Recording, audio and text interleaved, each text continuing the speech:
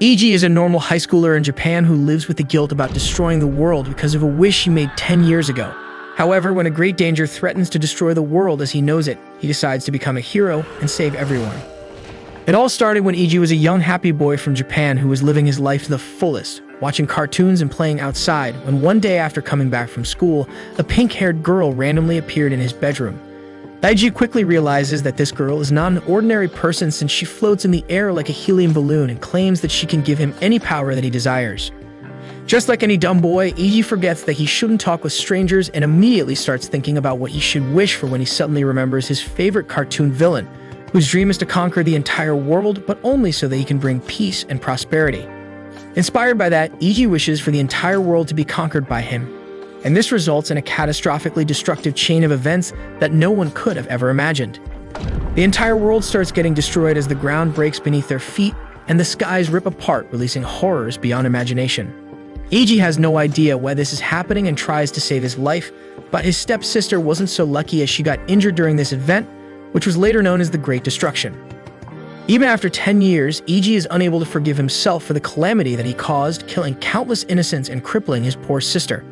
Eiji is now in high school, but he has become a complete social outcast as he lives his life as a loner, while their class teacher educates them about the history of the event and about the people with special powers known as orders.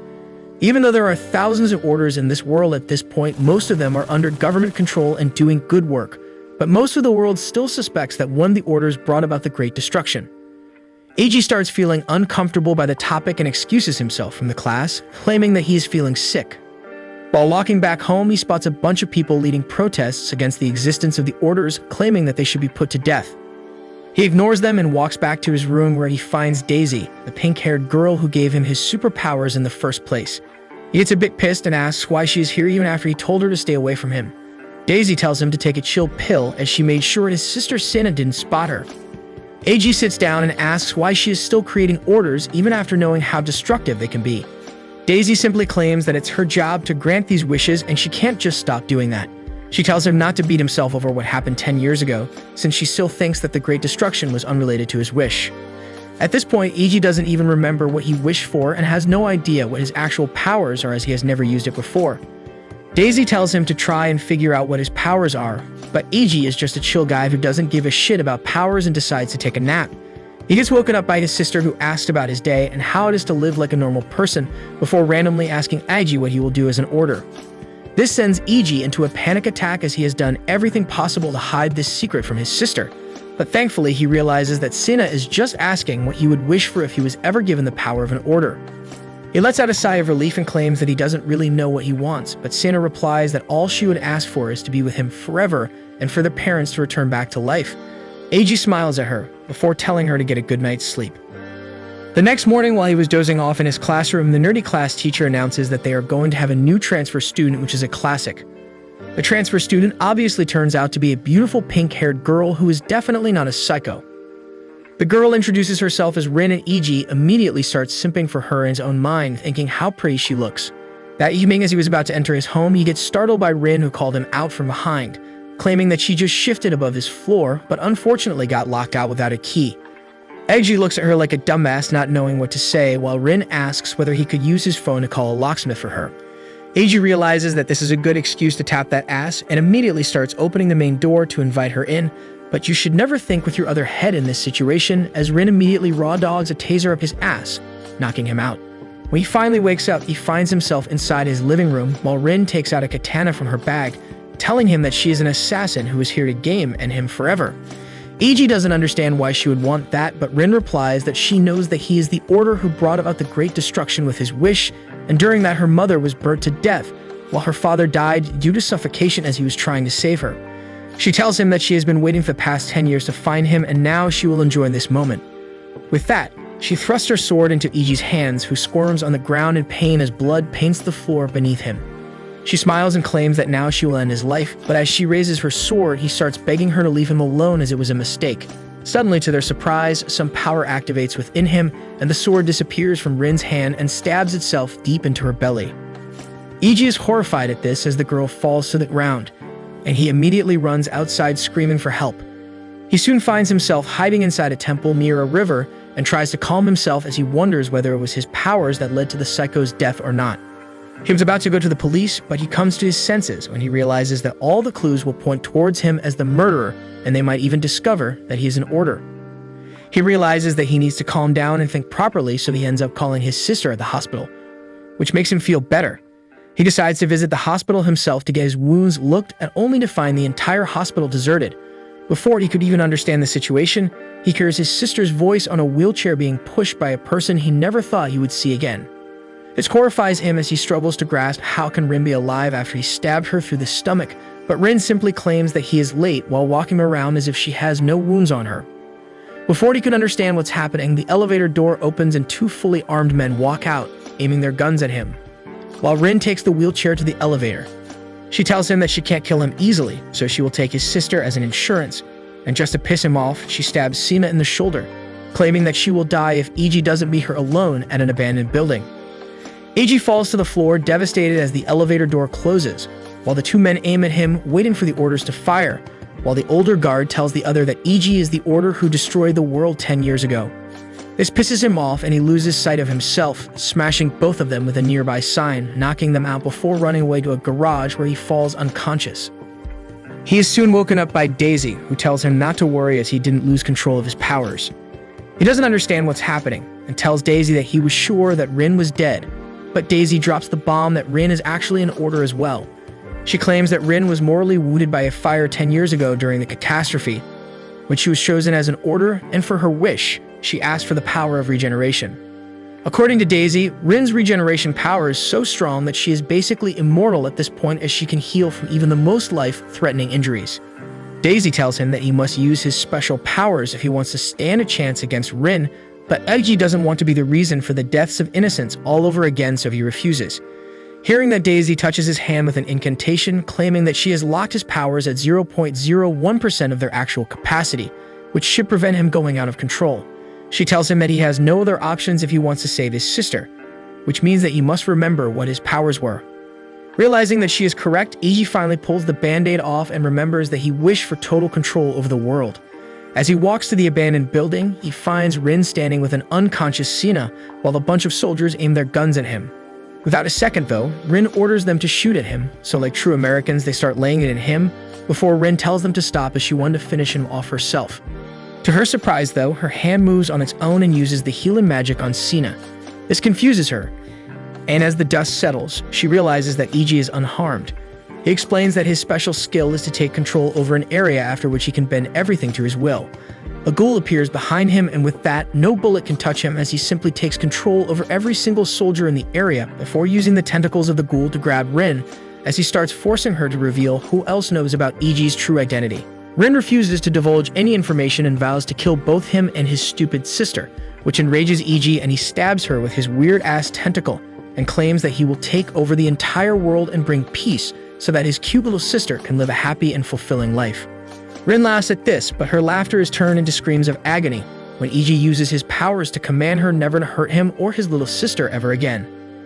With that, he releases his grip and Rin falls to the ground, but she gets up again, trembling with rage, and immediately grabs her sword once again before jumping down the balcony to end Eiji's life once and for all. But the moment her sword blade comes near Eiji's throat, it stops on its own, while Eiji doesn't even flinch from his position.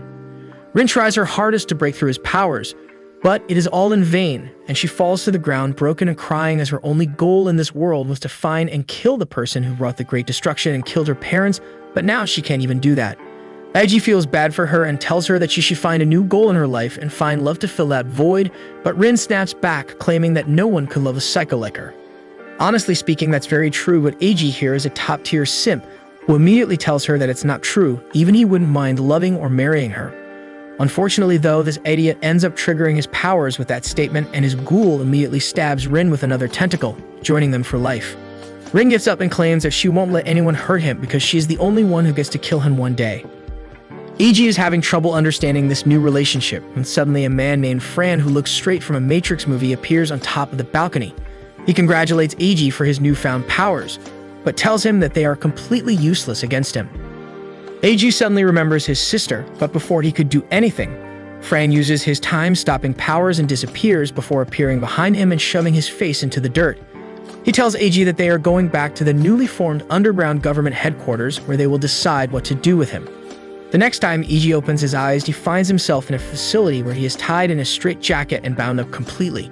He wonders where his sister is and whether she is even safe, when Rin enters his room and starts undoing his restraints. Eiji is confused and asks what she is doing, but she tells him to shut up as she is clearly helping him escape. She takes out all the belts before opening the door to freedom, where Eiji finds a bunch of guards dead in pools of their own blood. They walk over the bodies, when Rin bends down and picks up a broken knife blade before using her powers to make it whole again. Eiji doesn't think much about it, but Rin immediately jumps towards his throat to end his life, but again stops because of Eiji's powers. She claims that she is only saving him because she can't let anyone else kill him, and then tells him to follow her if he wants to escape. They enter into an air duct and start crawling their way when Rin decides to try out indirect ways of killing Eiji. She thinks that maybe a bullet ricochet is an accidental death and might not protect Eiji, so she turns around and shoots behind him. Unfortunately for her though, Eiji seems to be protected by that as well, since the bullet ricochets a couple of times before hitting Rin in the head, killing her. This doesn't really mean much to her though, as she simply uses her healing spell to fix the wound and starts walking. They finally exit the air duct and make their way towards a very dangerous path where they have to walk on a pipe to get through. Rin intentionally chose this path hoping that Eiji will fall to his death, but Rin turns out to be a clumsy little idiot who slips and falls to her death once again, while Eiji crosses successfully. Rin heals herself once again and joins him once again before leading him to a corridor filled with booby traps for intruders. This also fails, however, as she is the only one who keeps getting smashed by every single trap, dying again and again, before healing herself back up, while Eiji simply watches from a safe distance. After passing through that section, they finally manage to get outside the facility, where Eiji asks Rin whether she will ever drop her intentions of killing him, since the only reason he has taken control over her is because he can't deal with an immortal assassin.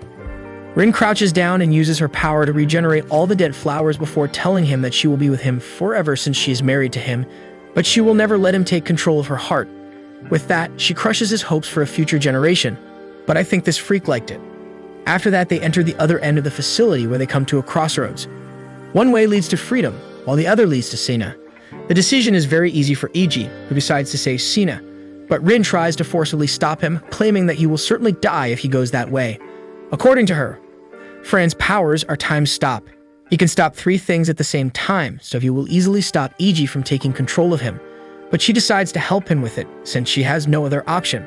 Just then a bunch of soldiers appear and were about to shoot, but Eiji uses his powers to drop them by breaking the bridge they were standing on. Rin gets their guns, while Eiji moves ahead where 2 more soldiers start shooting at him. It doesn't really matter to him though, as he simply uses his powers to stop the bullets before walking past them. He finally enters a big room where he spots Sina in a weird little sleeping chamber. He immediately tries to go near her, but Fran appears in his way to stop him. Before they can engage though, Rin appears and throws 3 grenades at Fran, knowing that he will be forced to use all 3 instances of his time-stopping powers if he wants to save himself, but Fran is a crafty bloke who jumps in the air and grabs all the grenades before throwing them back at Eiji. They both start charging towards each other, and Rin realizes that Fran is playing a game of chickens, hoping that Eiji would use his powers to stop the grenade from killing them, giving Fran an opening to attack, but Eiji is not taking the bait and decides to just go for it. Fran is shocked at this, but realizes that it is too late now for him to do anything, and they both will die. But thankfully, a third character jumps in between and uses his powers of peace to force a ceasefire upon them. They both stop in their path while the grenades drop to the ground without exploding. The man claims that he is the order with the power to force peace upon anyone, which will force them to take any aggressive actions. Before Eiji could even understand what's happening, a bunch of other people also enter the room, surrounding him on all sides. Rin screams at him to stand down, since these are the top 10 orders in the world right now. Eiji is too shocked to move, while one of the big samurai-looking men walks towards him and congratulates him on proving his worth.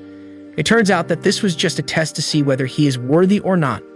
Eiji is still confused, so one of the white-haired men named Yoshi explains that when Eiji brought about the destruction of the old world, the new world was born with all the new orders in it. To control any further destruction, the UN created a small underground government containing the strongest orders to keep things in control. Now, however, with Eiji's powers, they have decided to take control of the whole world, so that they can create a place of peace and prosperity where orders are worshipped and revered and not trash-talked by normal humans. Eiji is shocked by this and simply looks towards Sina, when Yoshi tells him not to worry since Fran has stopped her blood disease with the help of his time stop. giving him time enough to find a proper cure for her. He claims that this will be all Eiji dreamed for, but Eiji is not so sure. Yoshi claims that they have declared their independence with Eiji as the king and have already declared war on Japan. This takes Eiji by surprise, and he asks what if he refuses to join them, but Yoshi simply smiles, claiming that he can surely do that, but they have already declared war under his name and also revealed to the world that he is the one who brought about the destruction of the old world. Eiji realizes that he is just a puppet in the plot for world domination, and they have basically held Sina hostage to make sure that Eiji doesn't decide to betray them. He soon gets called over to the War Council room where all the orders are already on their seats with Yoshi at its head. Eiji sits over the other end when a four-eyed bitch named Mary starts explaining their plans for the attack. Eiji realizes that they are putting him at the front lines for absolutely no reason and asks whether their king should take such risks, but all of them simply smile at him, while Mary tells him that the king should always lead by example. Eiji tries to devise an alternate strategy, but the council straight up rejects, which pisses him off, and he screams at Yoshi only for the four-eyed mongrel to use her special powers of a flashlight or something to blind him, as she tells him to talk with respect. She tells him to shut his mouth and change for the meeting, as he is just a pupper and should talk less. Angry, Eiji walks back to his room and changes into something more presentable, but while walking back to the council room, the short blue-haired girl passes by him and hands him a gun, claiming that her powers of divinations claim that he will soon need it. Eiji is weirded out but proceeds to the council room where Mary tells him to sit down, as they are now going to talk with the prime minister of the next region. They join up on a call where Mary tells the prime minister that all of the members of the underground government are being controlled by Eiji's powers, and they are more or less being forced to perform a coup. Eiji is annoyed that he is being blamed for everything, but he keeps his mouth shut for the sake of his sister Sina. Before Mary could say more, the midget of a prime minister tells her to shut up, as he doesn't believe that they are all under Eiji's control. So he switches the broadcast to a room filled with the family members of all the 10 orders from the underground government. He claims that since they are all under Eiji's control, they shouldn't be able to do anything about it, and with that, he orders the execution of the hostages for being associated with the traitors. Mary is shocked by this, as the soldiers start chopping the heads of the hostages one by one without any mercy, while the members of the order watch helplessly. Eiji is shocked at this barbarism, while Mary gets scared for the life of her little brother. Before the prime minister could order his execution, though, Eiji laughs and claims that him killing hostages means nothing, and with that, he pulls out his gun and shoots Mary in the chest. The prime minister is shocked, but Eiji doesn't stop at that and starts shooting every single member of the 10 orders, who all collapse on the floor, seemingly dead. The prime minister never expected this and is at a loss of words, but in reality, Eiji used his powers to stop the bullets from ever hitting the orders. He was just about to close the meeting when the door behind him opens and Rin jumps out with a sword in her hand. This was very unexpected, as the stupid idiot jumps towards Eiji to chop him down, but Eiji has no time to think and shoots him in the head before double tapping her in front of the entire world. He then turns towards the shocked prime minister and tells him to calmly hand over the city to him, otherwise he will destroy everything. As soon as the meeting ends, all the members of the orders slowly get up, while Rin also heals herself back up, wondering what she did to deserve such treatment. Anyways, the members of the order seem satisfied with the results, as the prime minister probably believes that Eiji is the sole culprit behind all this at this point. The next morning, they all get ready for the first assault, and Eiji is sent to infiltrate the city alongside Rin and a bunch of soldiers. While walking through the tunnels, Eiji tells Rin that he is going to show the 10 orders his real power and force them to find a cure for Senna's illness. Rin claims that it's a stupid plan, but Eiji claims that their fate is intertwined, and she will have to help him no matter what. They start walking ahead, but the soldiers don't seem to be too happy about the fact that they are being ordered by a mere boy. Suddenly, the ceiling above them starts to crack, and that was enough for the soldiers to immediately tuck their tails and desert their leader in the middle of danger. Eiji tries to prevent the ceiling from collapsing, while Rin claims that they should back off, but Eiji decides to move forward, as he can't look like a coward at this point. Before they could do anything, though, the blue-haired girl named Ayo runs ahead and uses her powers of divination to basically predict where the boulders are going to fall. She tells them to follow her and soon starts running straight towards the exit while dodging any boulders with the help of her powers. Thankfully, they safely make it outside the tunnel, where Ayo turns towards Eiji and tells him that their objective is to avoid combat and secure a target known as the Rock God. Eiji is very confused but angry at the same time, as he realizes that the 10 orders are simply using him as an errand boy, and he decides to show them who's the boss. At the same time, he keeps getting distracted by Io's hair ribbon and tries to grab it like a total creep. Ayo's creep senses come in clutch and she jumps upon a building, screaming that he should ask for consent first, claiming that according to her father, if anyone touched her hair ribbon, it will make her pregnant. Eiji obviously doesn't believe that since he knows how babies are made, but tells her not to worry as he won't do that again. He soon descends down the roof but injures her leg in the process. Before he could help her though, Rin appears behind him, claiming that she found the rock god. Suddenly, a huge rock monster emerges and starts smashing everything. Eiji tries to use his control power to dominate it, but since it is only an avatar, like his ghoul and not the user, it doesn't work. He quickly decides to run away with Ayo, but Rin keeps showing the rock monster where they are hiding, hoping that it would kill Eiji. Eiji and Ayo take shelter beneath a bridge when Eiji notices that Ayo is hurt. He tries to help her up, but she slips, and while trying to grab her, he grabs her hair ribbon instead. He immediately apologizes for that, but to his absolute surprise, suddenly Ayo's belly grows and she starts crying. Eiji is horrified, but he doesn't have time to think and starts running away with her, while the owner of the rock monster avatar named Kyo emerges and starts talking to Rin. Eiji hides with Ayo when she suddenly grabs him, claiming that she is about to give birth. Eiji starts getting worried about what to do, but Ayo tells him to listen carefully and reveals that according to her divination, the United Nations are after him and are going to launch a nuclear missile on this city, destroying everything in this area. This really catches Eiji off guard, who has no idea what he should do in this situation. He tries to contact the headquarters, but for some reason even his walkie-talkie isn't catching any signal. He decides that his first priority should be to make sure that Ayo stays safe, so he grabs her and starts running towards the city, where he finds a bunch of people and asks them the direction of the nearest hospital. He quickly finds the hospital, and thankfully the nurse claims that he has reached just in time and Ayo should be safe now. They put her into a room while congratulating Eiji on his new baby. Eiji doesn't know what to tell these people, so he stays quiet while trying to figure out a plan to save the city from the imminent disaster. Ayo gets up and tells him that she brought this problem on her own body, and he should simply abandon her and save his own life. But this pisses him off, and he tells her to be quiet as he is not going to run away from his responsibility. Suddenly, he notices a cell tower nearby and spots a network jammer on top of it. Meanwhile, Rin keeps getting chased by Kyo, who keeps trying to convince her to join her team and kill Eiji together, and that way they can even prevent the missile from being launched. Rin is a total knucklehead though and can't really understand whether he should take the deal or not. Thankfully, before she can make a decision, Eiji manages to destroy the jammer and contacts Rin, commanding her to kill the rock god. His orders immediately take effect as Rin grabs her sword before swinging it with all her might at Kyo.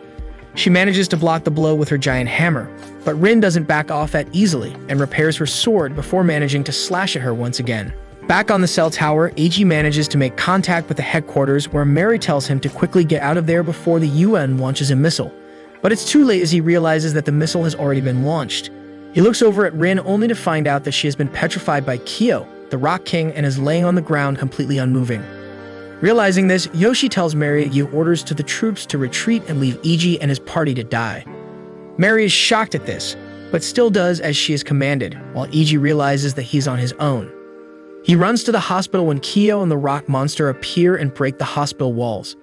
Eiji manages to save them by using his command magic to create an air pressure wall, which saves them from certain death. Eiji realizes that he needs to evacuate the entire population of this city as soon as possible, but Kyo decides to play dirty and screams at the locals that Eiji is the order from 10 years ago who brought about the destruction of this world. This fills the locals with hatred, and they start shouting at him while throwing stones, screaming for his death. Kyo starts gaining even more power, while Eiji starts shouting at the locals to calm down as they can curse him all they want after he saves them. But to his shock, the nurse behind him stabs him in the back with a scalpel, twisting it with hatred, as she remembers the death of her child during the destruction. Kyo believes that she has done her job and all she has to do now is to die with the others, but to her surprise, Eiji gets up once again and uses his domination power to take control of everyone in the area, including Kyo, and orders them to survive through this nuclear blast. Kyo is surprised by Eiji's tenacity, as with Kyo in control, Eiji manages to take over her rock monster and jumps on top of him before looking at the missile.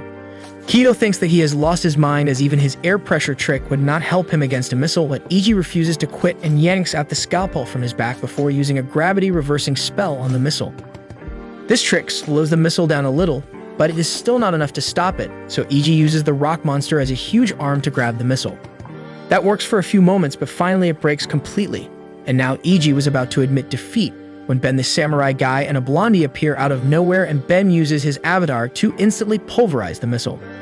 Eiji is shocked at this as he doesn't understand how can someone do that, but Ben claims that he asked for unparalleled strength, and now he can immediately delete anything at an atomic level.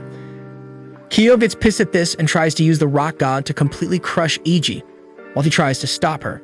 She starts crying as she claims that Eiji can't repent for what he did all those years ago, but just as he was about to get crushed, both Ben and the blondie appear and help him stop the fist, claiming that they are thankful about the fact that Eiji saved all the family members of the 10 orders. They get ready as they are informed about a new missile being launched.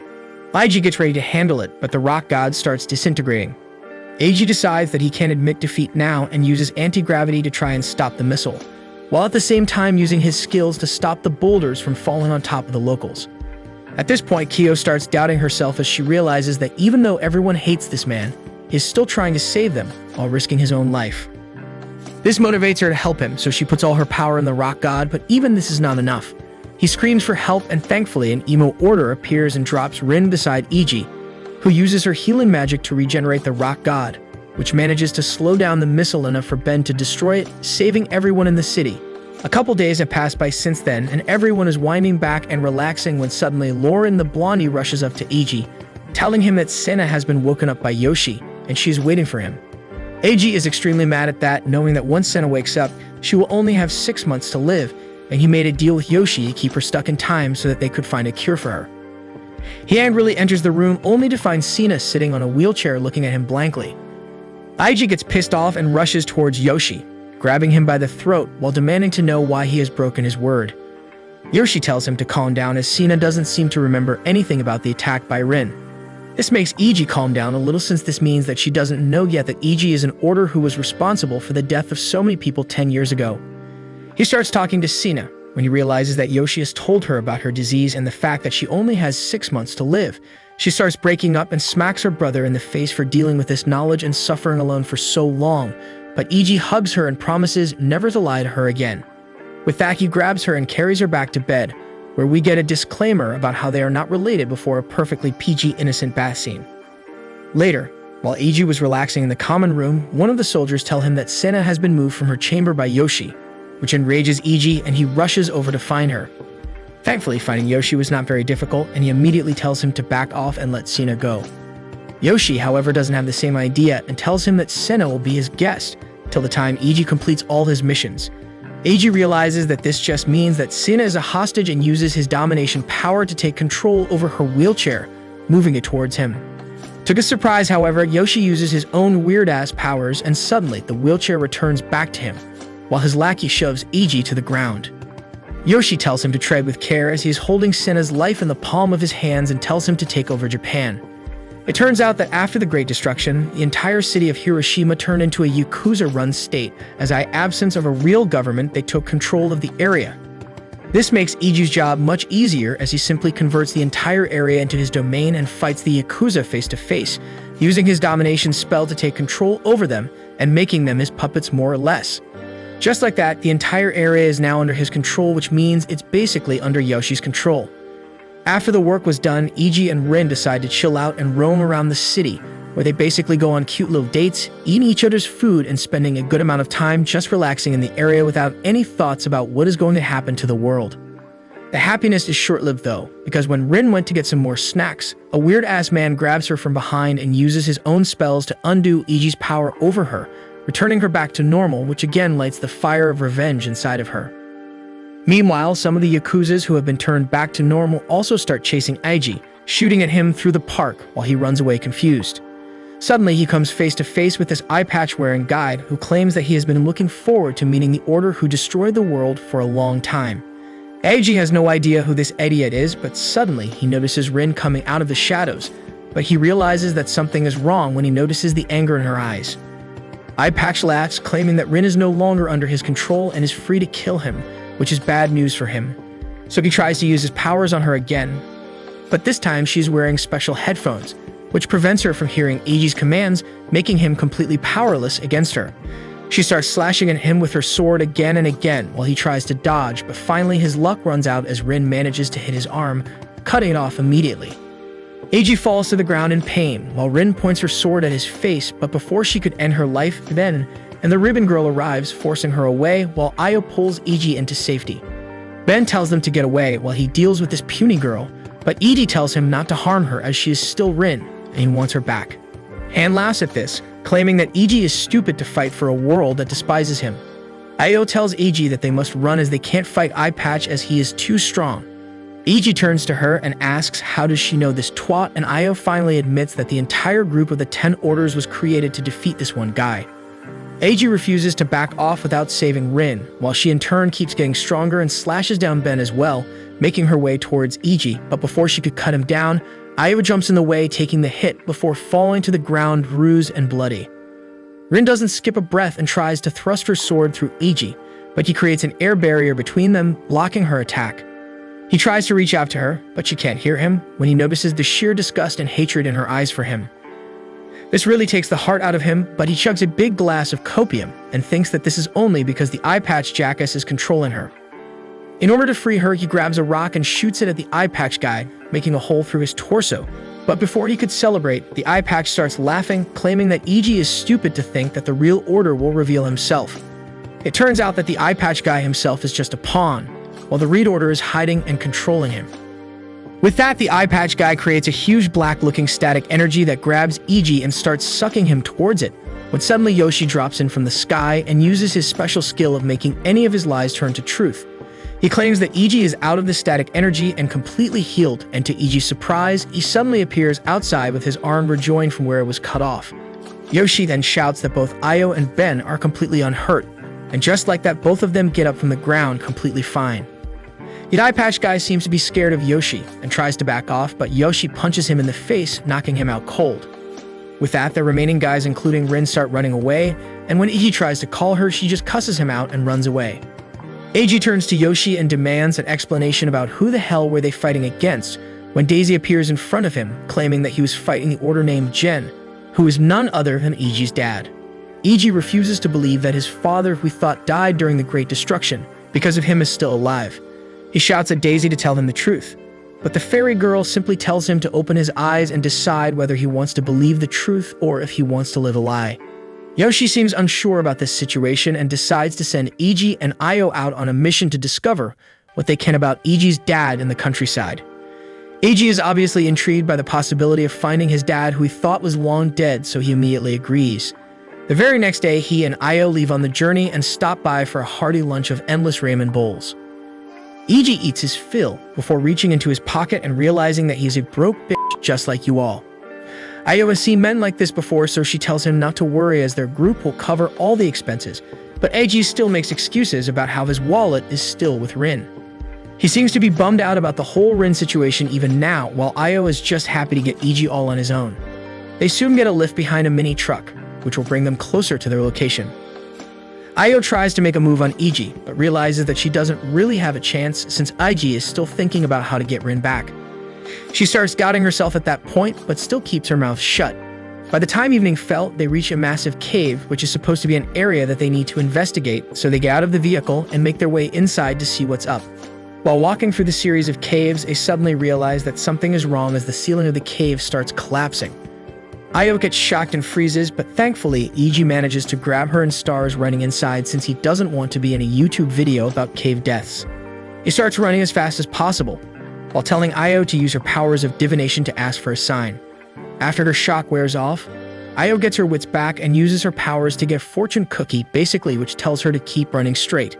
Before she could tell Eiji about it though, she starts second-guessing herself and her powers, getting lost in her thoughts, while Eiji shouts at her to tell him what to do.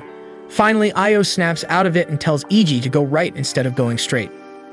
Eiji immediately ducks in towards the entrance to the right side, and for a moment they feel like they made the right decision and are now safe. But that feeling is short-lived since the ground below them breaks off and both of them fall into the dark river below. Io goes into a shock and loses her consciousness, drowning rapidly in the murky waters, but thankfully, Eiji manages to save her and brings her back to the shore. She finally wakes up and they both start drying their clothes by the fire while talking.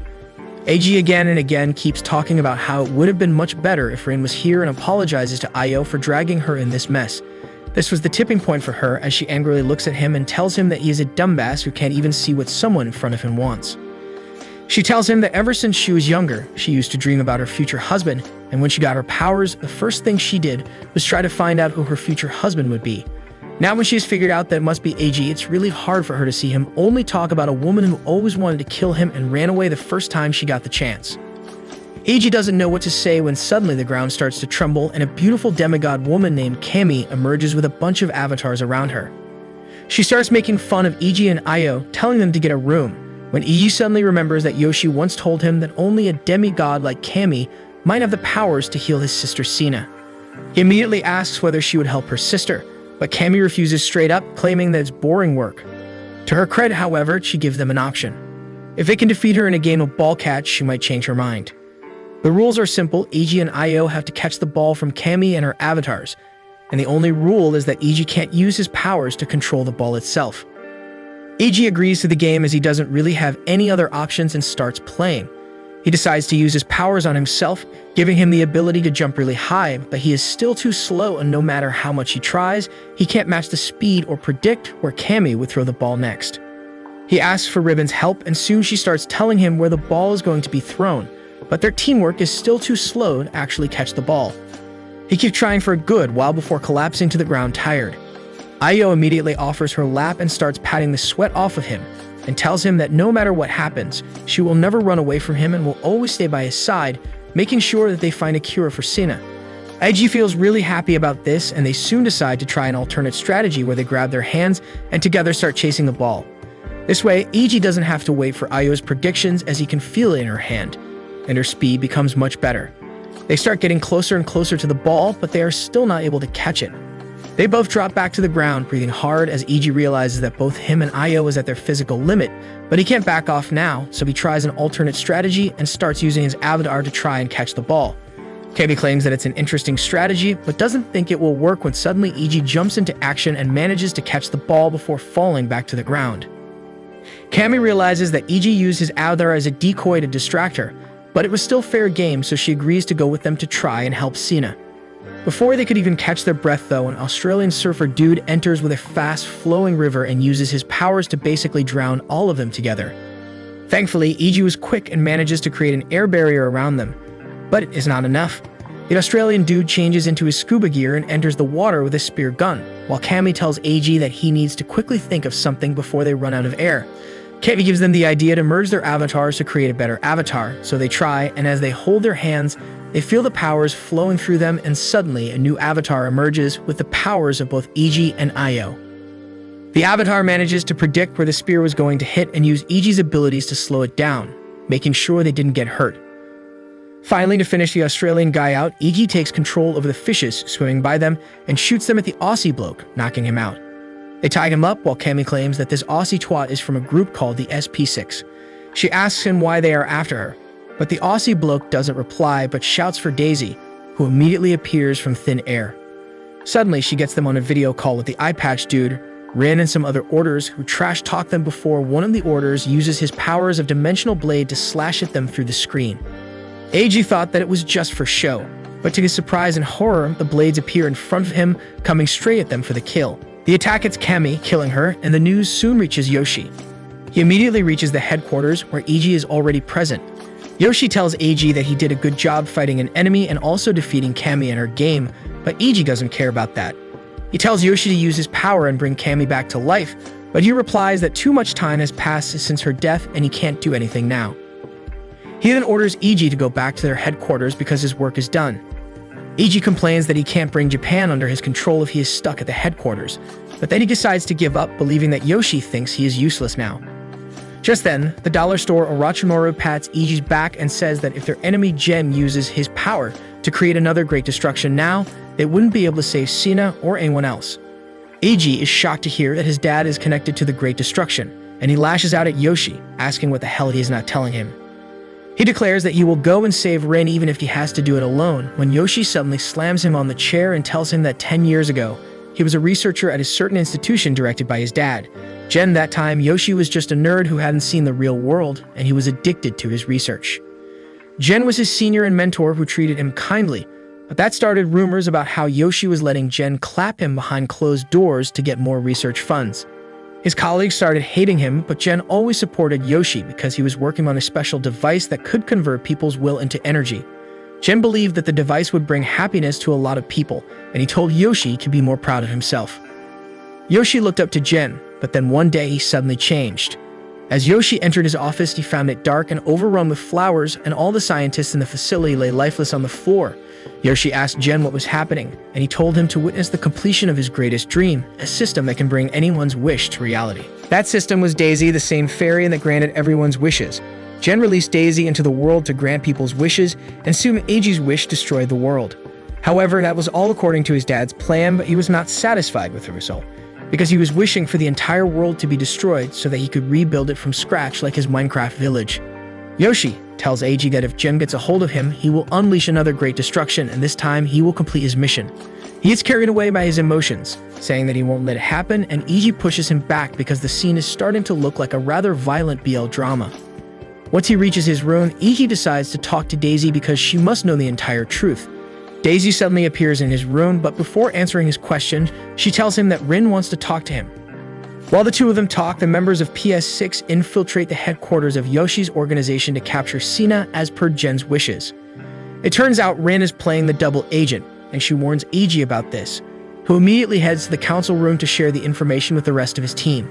Yoshi quickly sends a team to intercept the intruder, but the eye patch guy gives him the instructions to avoid fighting and instead find a way to escape. First, the peacekeeper arrives there and uses his ability to silence the intruder, but since he didn't want to fight in the first place, his ability has no effect on him. Just then, the four-eyed bitch arrives there and shoots the intruder, blowing his head off, but he regenerates instantly. Eye Patch tells him to take away her glasses because if the woman can't see, she can't use her ability. The intruder sends his little goblin companion to steal her glasses, and Yoshi tells her to fire according to his directions. At the same time, Eye Patch tells the intruder to follow his directions to dodge the attacks. As the four-eyed secretary follows Yoshi's directions and fires at the intruder, Eye Patch gives him the correct instructions to dodge everything. Yoshi suddenly realizes that Rin is spying on them, and that is how the intruder is able to dodge everything. So he decides to change his strategy and tells Eiji to take the command instead of him. While Eiji orders the secretary to shoot at the intruder, Eye Patch tells him to hide behind a door. However, a team of soldiers is already there to apprehend him, and they blow the poor dude away with a rocket launcher. Yoshi laughs at the success of his plan because he sent an email to the control room to deploy soldiers to each entrance without using the communication system. However, Jen was already 4 steps ahead of him. The intruder was just a decoy, and it is Frank, the Time Stopper, who kidnaps Sina and runs away from the headquarters. Just as Eiji and Yoshi learn about this, they get a video call from Jen, who tells Yoshi that he is too devoted to the task at hand and fails to see things that are not in front of him, which is why he always fails. Eiji curses at Jen, asking why the hell he is kidnapping Sina, and Jen replies that he is just doing his duty as a father to take care of his daughter. He ends the call with that, and Eiji is devastated because he finally got a first-party verification that Jen is indeed his dad. Io gives him the approximate location of Sina, and Eiji decides to rescue her by himself. Yoshi tries to stop him, saying that if Jen captures him, it will lead to another great destruction, but Eiji doesn't care about the fate of the world if he can save his sister. He then frees everyone from his control, telling Yoshi that they were never really a team before leaving the room. He takes advantage of the dollar store Orochimaru's ability to warp through space, but as they reach their destination, they find that it has been destroyed in the same way as Kami's cave. Meanwhile, Frank takes Sina to his ship where Eye Patch and Rin are ready to retrieve her. Frank tells Eye Patch that he made a deal with Jen, and he will hand over the girl directly to him. Eye Patch says that they should talk about it and asks Rin to take Sina with her for a while.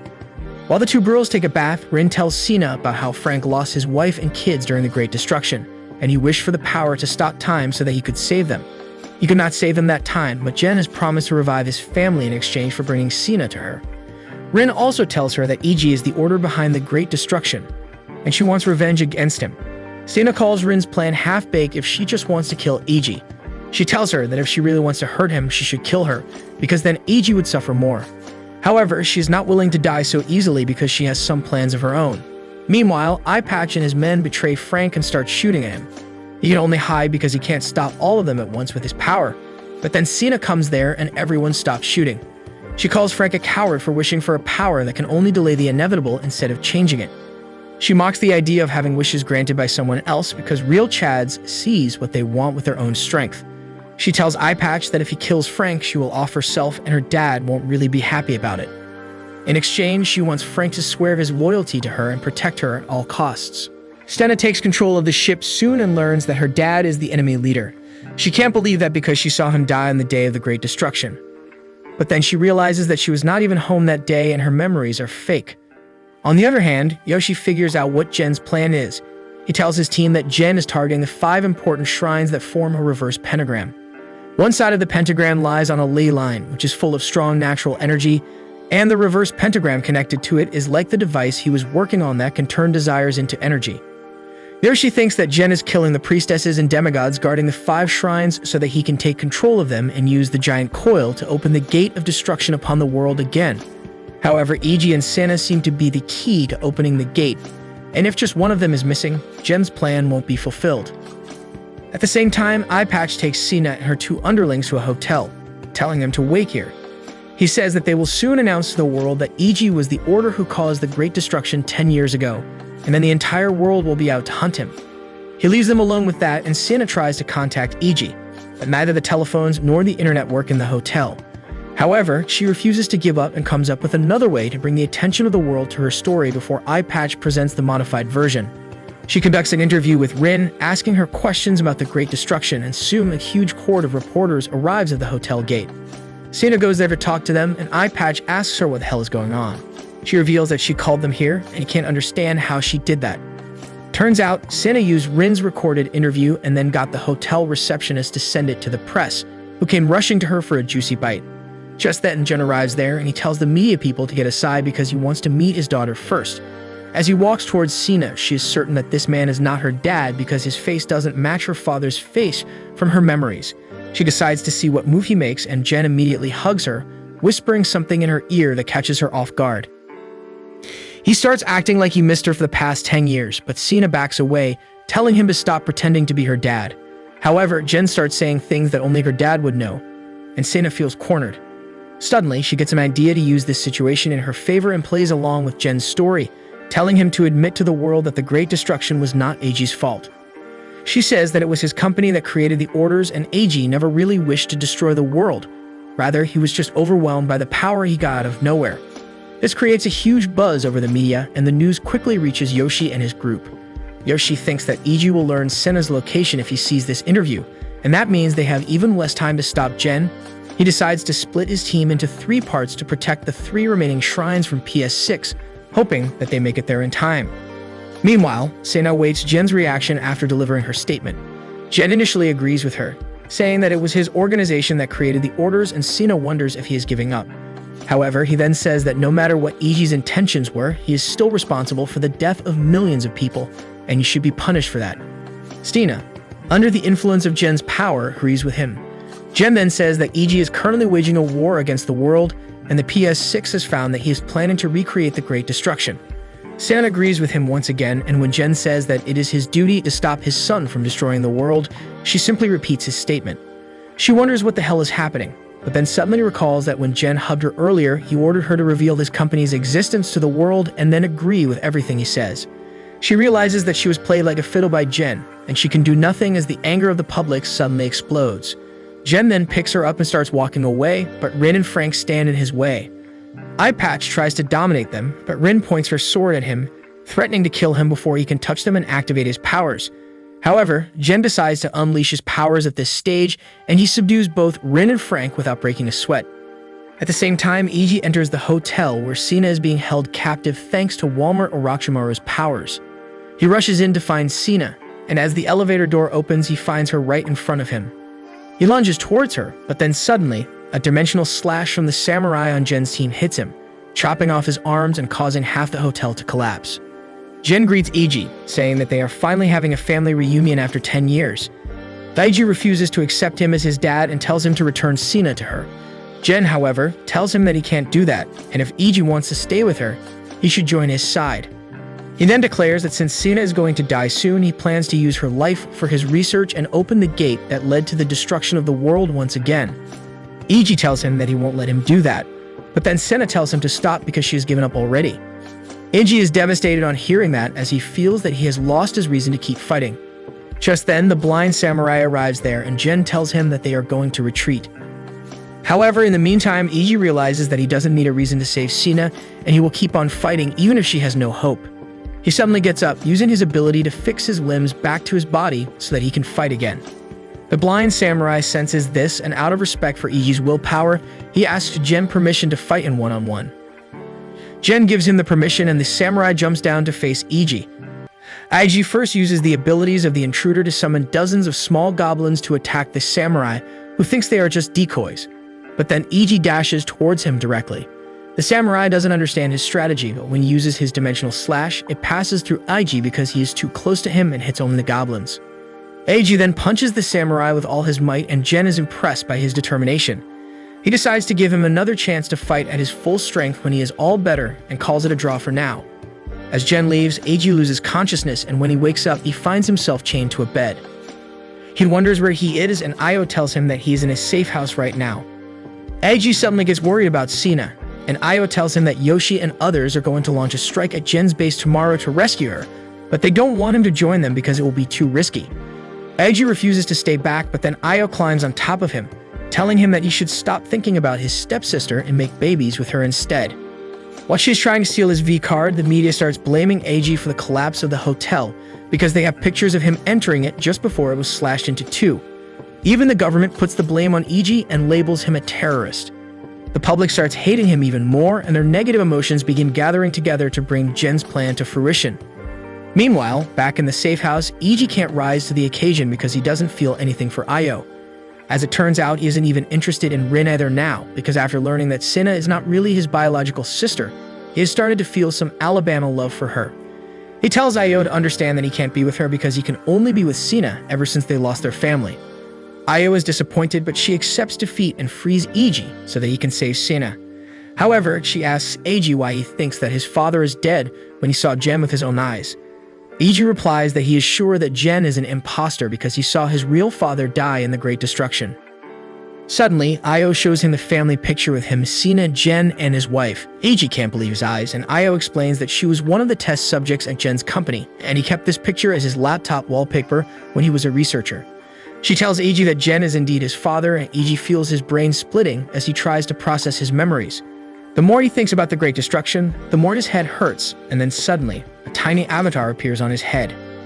Shortly after that, Daisy also appears there, saying that it seems is impossible to hide the truth anymore. Eiji asks her what the thing on his head is, and she tells him that it is an ability that has altered his memories all this time. She tells him that he doesn't have the time to worry about that, because Sina is going to trigger another Great Destruction soon. Meanwhile, Yashi's forces launch their attack at Gen's base with tanks and armed soldiers. The orders on his side infiltrate the base too, but Gen's team deploys their orders to stop them. Meanwhile, Gen takes Sina with him to a huge golden gate, asking if she remembers it. Sina tells him that she doesn't remember anything about it, but Gen tells her to focus because she has seen this gate that leads to the world where all of humanity's wishes can come true. He tells her that 10 years ago, he was researching a way to turn desires into energy because he wanted to find a cure for Sena's condition. He kept working tirelessly, and one day he got a vision about the gate that leads to the spirit world. Gen says that their bodies are in the physical world, which is why the physical properties are dominant here. But on the other side, the mind rules supreme and wishes can be turned to reality. Gen tells Sina that after years of hard work, he managed to manifest the gate and contact the woman on the other side. Sina was the first person to get her wish granted, and because of that, the gate opened and orders were born. Sina gets a headache on hearing this because she is also under the effect of the same memory-altering avatar. She starts blaming herself for the Great Destruction, but Gen tells her that it was not her fault. Instead, he was the cause of the Great Destruction. However, when Sina opened the gate, it was broken, and now she's the only one who can fix it and open it again. Suddenly, the small avatar of Sena's head shows up, and Gen uses his power to destroy it, making her remember everything forcefully. As soon as Sina remembers that she was the first person to enter the mental world instead of Eiji, the gate opens. Just then, Rin arrives there after freeing herself from prison, but before she can do anything, Gen's avatar slaps her and knocks her out. On the other hand, Yashi's team is facing difficulty fighting Gen when Eiji comes flying with Io. He breaks in through the roof, rescues the four-eyed woman from the attack on the creepy old man, and then rushes ahead to save Sina without taking a break. He finds her unconscious in a sleeping pod and tells her that he will rescue her soon, but Gen says there is no need for that because Sina agreed to cooperate with him. He says that thanks to her, they will open the door to the mental world and everyone can have their wishes come true. Eiji asks him what happens if two people's wishes clash, and Daisy appears there to tell him the answer. She uses her power to show Eiji a world in which Sina is healthy and they live happily together. Eiji is shocked to see this, and as he snaps back to reality, Daisy says that in the case of two wishes contradicting each other, a parallel world will be created to accommodate the second wish. In the new world, if two wishes contradict each other, another world will be formed and an infinite number of universes will be created like this until everyone can get what they wish for. Jen tells Eiji that he should stop fighting against him because he is doing this for the sake of humanity. He says that he can have his dream of making Sina healthy fulfilled because of that, but Eiji says that if that happens in another universe, it won't be real. Jen tells him that it will be as real as they are. But like a moron who doesn't understand the multiverse theory, Eiji refuses to believe him. He walks to Sina, waking her up so that they can go home, but Sina tells him not to interfere with her dad's plan. She then suddenly stabs him and Eiji is shocked as Sina tells him that she was the one who really caused the Great Destruction 10 years ago. Eiji asks Sina why she is doing this and Sina just repeats her statement. He refuses to believe that, and then Jen also says the same thing about Sina being responsible for the Great Destruction. Eiji tells both of them that he clearly remembers that he was the culprit, but then Daisy appears before him, reminding him that she already told him that his memories are faulty. Just as she says this, the tiny avatar on Eiji's head reappears, trying to make him forget everything. However, Jen says that since the avatar has appeared in a physical form, it means that it is unable to hold back the real memories. He decides to make Eiji remember the truth forcefully and asks him to recall what Sena's wish was 10 years ago. He suddenly remembers that Sena was the one who wished to dominate the world so that she could live happily with her family forever. Because her wish was innocent and sincere, it was manifested as the most powerful ability, but little Sena could not control it. As a result, the Great Destruction occurred, and she was devastated. She began blaming herself for it, and though Jen was surprised that she wished for something tremendous like this instead of simply becoming healthy, he was happy that the gate was finally open. However, as Sina fell deeper into guilt, the gate started closing. Eiji told Sina that it was not her fault, but nothing he said could convince her. Just then, Daisy told him to make his wish, and he decided to take all of Sena's sins on his head. Thanks to his wish, he manifested the tiny avatar and got the power to steal her memory and her abilities. To make sure that Sena didn't remember this incident, he altered the memories of their parents as well, and that had worked well until now. As Eiji realizes this, the avatar is destroyed and he falls to the ground in desperation. Sena tells him that at that time their parents were about to divorce, but she didn't want that. She tried to dominate the world to make sure that they stayed together, but she couldn't control her powers and destroyed the world. She declares that she must take responsibility for it, and she can do that only by helping their dad create a world where everyone's wishes can come true. Eiji tells her that she can't do it because a world like that will be a lie, but Sena calls him a hypocrite because the past 10 years of her life have been a lie because of him. She tells him that the world she will create will be the same, and she has learned that even lies can make people happy. She tells Eiji that she was happy that he always cared about her, and now she wants to share that happiness with the rest of the world. Eiji can't find anything to say in return, and Sena kisses her before she leaves to create a new world. Eiji tries to use his power to stop her, but Sena is not going to let that happen again. She suddenly slashes off his hand and Eiji falls down from the bridge. With the last obstacle in his path gone, Jen uses Sena and her avatar to open the gate. Meanwhile, Eiji falls to the bottom of the building, where Rin finds him and heals his injuries. She has heard everything, and now she knows that the Great Destruction was not Eiji's fault. She tells him to get up because they have to rescue Sena, but right now Eiji is the definition of dead inside. He lies limp on the ground and Rin suddenly breaks into tears. She begins feeling guilty about trying to kill him after learning that he did not kill her parents, and she apologizes for all the terrible things she did to him. She picks up a glass shard and stabs her eye with it as an apology and then tells Eiji that she will do anything for him. The bipolar bitch then starts punching him, telling him to return to his senses so that they can save Sena, but Eiji tells her that he doesn't have the motivation to do anything now. He tells her that Sena rejected him, and now he doesn't have any right to stop her. Ren asks him if he will be a wimp and let Sena die, but Eiji is still not convinced. She tells him that if he loves Sena, he won't let her die even if she hates him, and those words finally help Eiji get a grip. He asks Rin to help him save Sena, and she gladly agrees. She kisses him, and then the two of them combine their avatars with their common desire to protect Sena. Meanwhile, Jen opens the gate and a shitty black and white filter is applied to the entire world.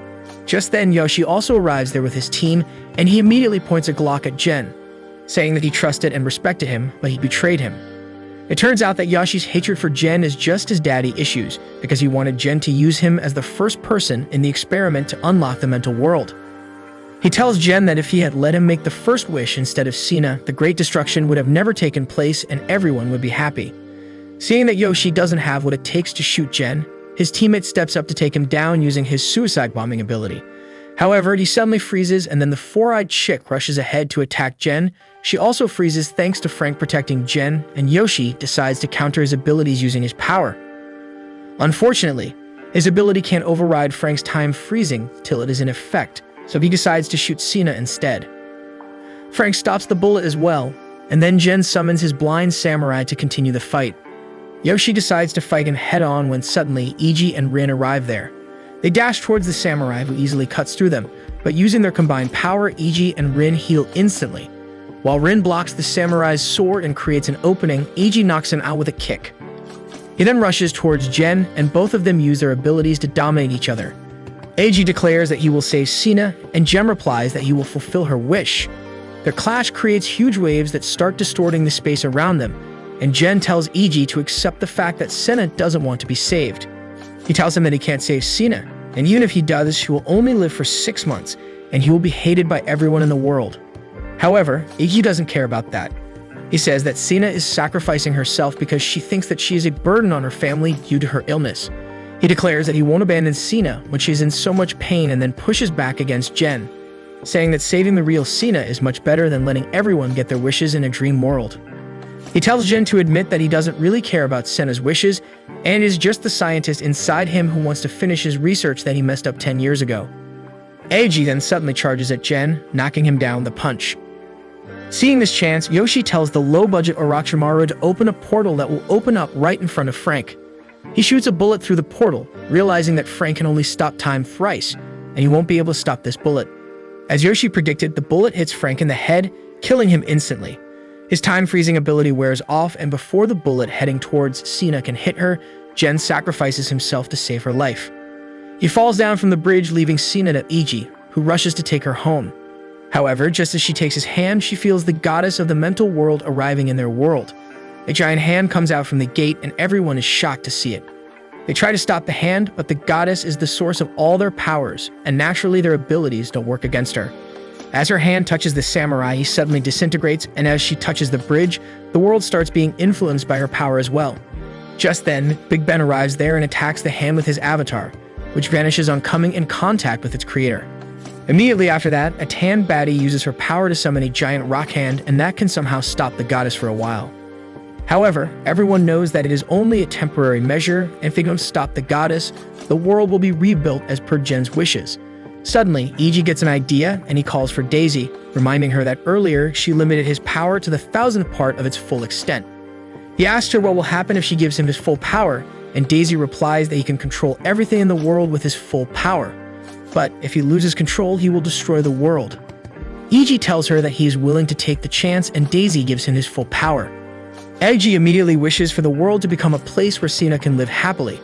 The entire world is changed instantly as a result of his wish, and then Eiji's avatar attacks the goddess, breaking her hand and returning her to the mental world before closing the gate. With that, the connection between the two worlds is destroyed and all the orders lose their abilities. Soon after that, the truth about the Great Destruction is revealed to the world, and that proves to be the world's greatest PR stunt, as everyone who considered Eiji a villain starts seeing him as a hero who saved the world. Peace returns to the world, and Eiji gets to spend his life happily with Rin, Ayo, and Sina, who is no longer sick.